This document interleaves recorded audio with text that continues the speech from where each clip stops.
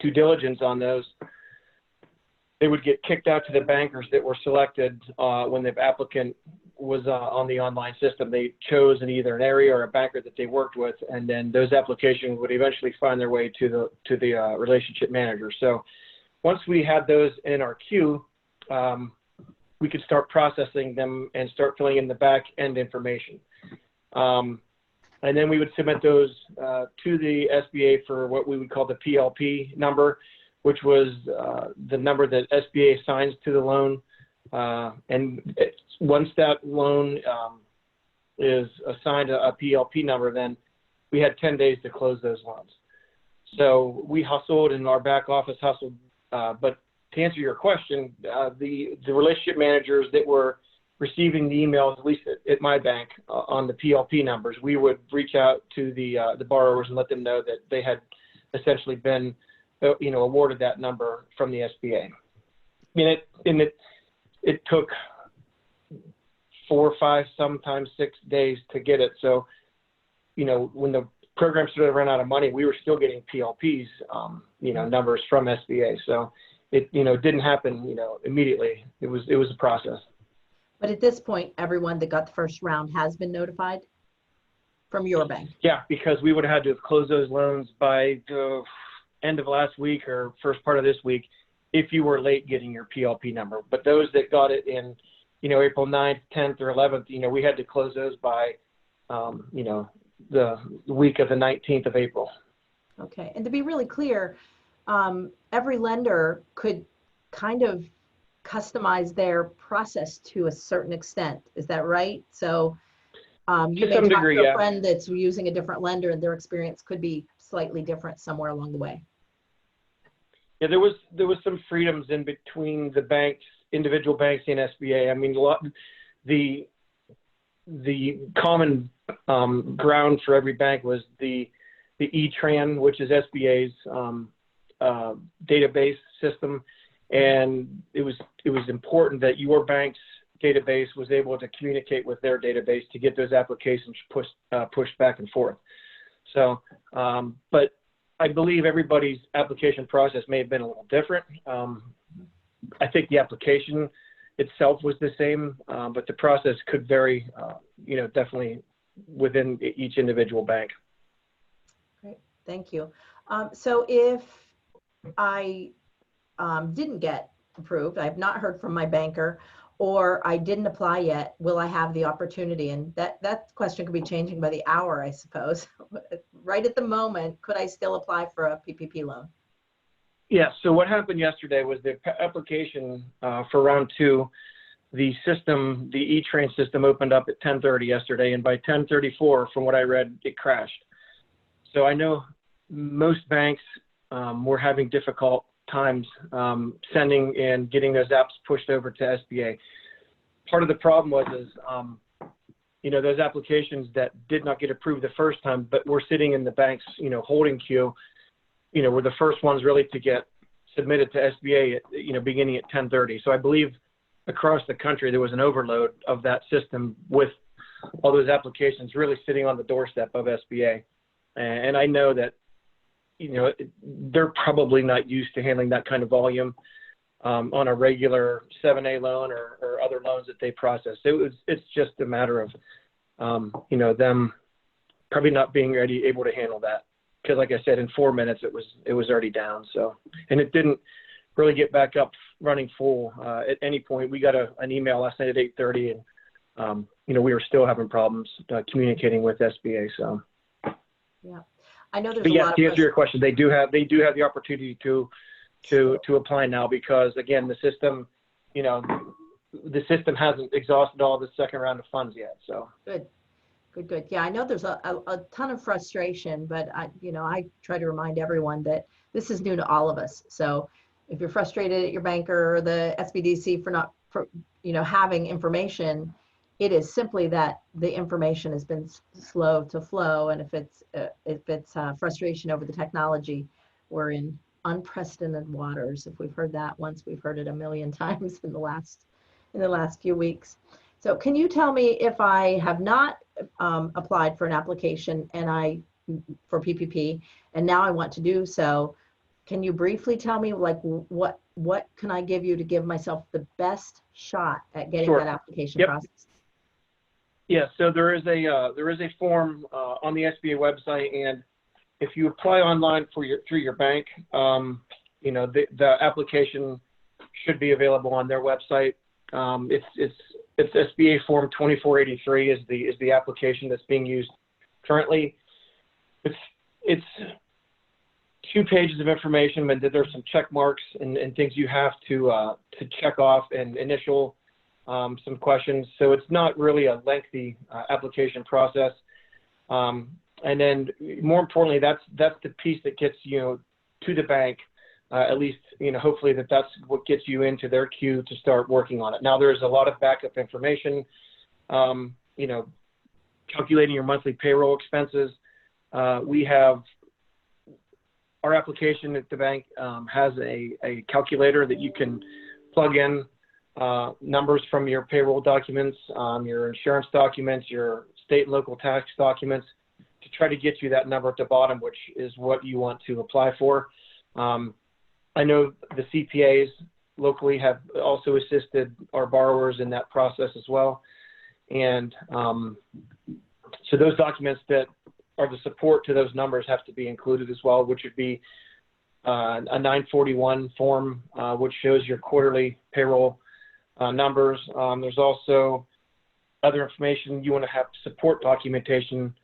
So if you just want to use the 941 numbers, that's fine. If you want to include health insurance and, the taxes, and then it has to be, attached separately.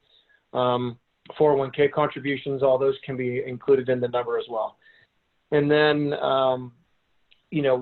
typically once we have that amount of information, we were able to at least apply for the PLP numbers. Once we get in those, that 10-day window, once the PLP number has been issued, then now we have to finish off the application process. We need a form of ID, whether it's a driver's license or a passport. We need a company's corporate resolution to say who can sign for the document or the note. And one of the things we were having an issue with this first go around was a subsistence certificate, which the applicants need to supply. It's a $40 document off the corporations.pa.gov website. And at one time, I believe it was called a certificate of good standing, but now it's called a subsistence certificate. And that needs to be included with, some of the support documentation as well.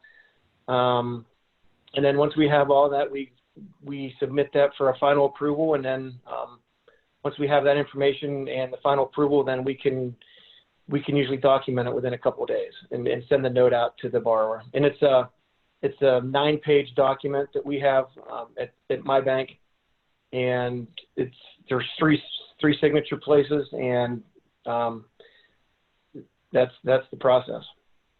Great. Thank you, Chris, for giving us all that. I would imagine that since there is a bit of a timeline and a mad rush, that having all of that in order is really, really helpful. I mean, it's certainly frustrating if you've taken a lot of time to go through collecting things and trying to get an application in, and then you don't get your application in because you're missing one critical piece that delays you and perhaps miss the second round. So we are recording today's session. So, and I know Tessa is taking notes, and we'll put in our resource page. But, I would encourage everyone, if you haven't applied or you're encouraging someone else to apply, to take note of those things that Chris has told you about. So can you tell me why I might not be a good candidate for PPP? If I hear everybody talking about PPP and either getting the loans or applying, is there anybody that you would say is not a good fit, or that have received the PPP loan and may want to give a second thought to whether or not they accept those? A good candidate would be, now the bill was written very loosely at the beginning, at least for round one. And it was, in essence, any business that's been affected by the virus. And you could say anybody has been affected to some degree.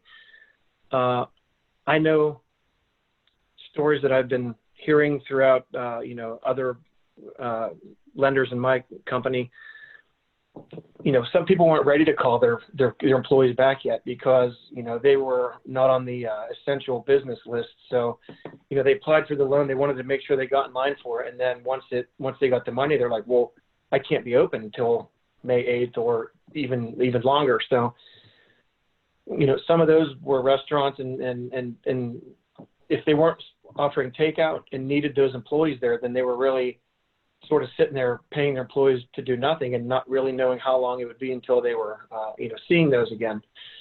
So that was one instance, although I think that was important that the restaurants were getting it if they were offering takeout and those, services.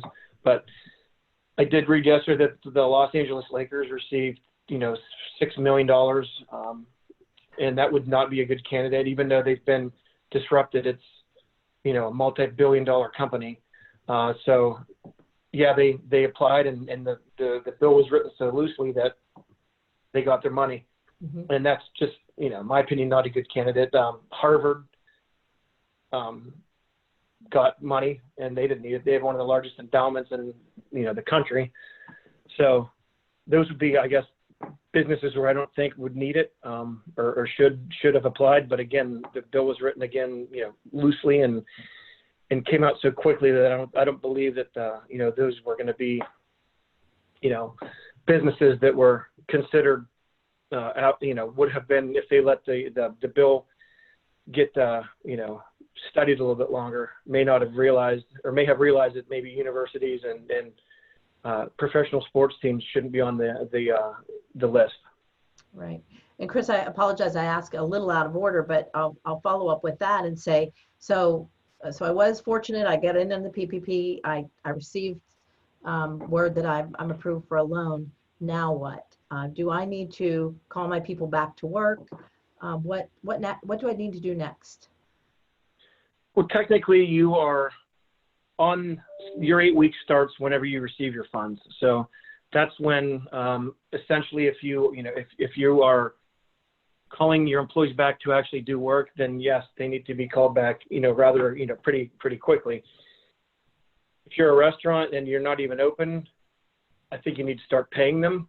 Once that money's received, do you call them back? That's up to the owner. But in essence, calling them back, if that means paying them, then yeah, you need to start recording those payroll as being used immediately. But it is my understanding, and we'll follow up with more of this on Thursday when we'll have Ann Richer and Angela Shields, CPAs, on the call to answer some questions. But it is my understanding that, particularly if you're non-essential, you would not necessarily bring people back into work, but you can put them on payroll. That's the important component, right? Is they have to actually be paid through payroll. So the way I understand it is, yeah. Yeah. Great. Well, great. Let's see. We do have a couple of questions that have been submitted through the chat. The name of the $40 form again, can you tell us that, Chris, that you said? It's called a subsistence certificate. It's on the Pennsylvania Corporation's website. It's corporations.pa.gov. Yep.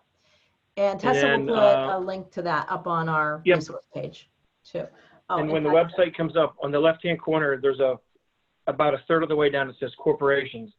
You click on that, and then you can type in your company name or a company name, and then you can see their documents that are on file at the state listed. So you can see, their articles of incorporation. You can see when they were incorporated, dates, who the principals are, and the one link you can click is a subsistence certificate.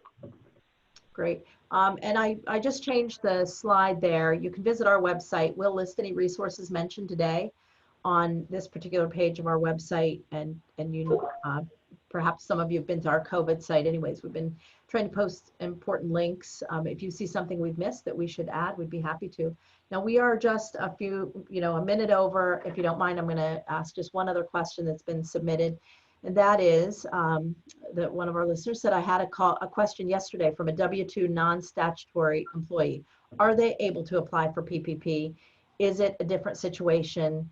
but they pay rent, utilities, out of pocket, any direction for them. And I do see that someone else said, is there, is there somewhere, something like this needed for sole proprietor? So I'm guessing is there a similar form if I am a sole provider? It's kind of two questions in one. Can I apply for PPP? Is that for me or Amy? I That's guess for me. for you, Chris, as the PPP, because I think that relates specifically to PPP. Amy, you are welcome to give me a hand if you think you could answer that. Chris, do you know? Sole proprietors can apply for the PPP. Their documents are different because they don't have necessarily employees that would be reported on the 941 form. I know I don't see many applications from myself from sole props. Those are usually handled by our branch lenders. I do know that we do need to see a Schedule C from 2019 from a sole proprietor. And, beyond that, I don't really have a great knowledge of what happens next on sole proprietors. So I'll even offer that up to Amy if she'd like, if she knows. Well, with sole proprietors, since they don't actually have payroll, their payroll is calculated using their net profit, line 31 of their Schedule C. So this is, I guess, kind of a crux. I mean, most sole proprietors try and reduce their net profit. So if you have a sole proprietor with very little net profit below $25,000 a year, they're not going to apply probably for the PPP because they may earn more on unemployment potentially if they're affected by the crisis. But anyway, they use their net profit to calculate their payroll. So you would take their net profit for 2019, divide it by 12 times 2.5 to calculate their potential PPP loan.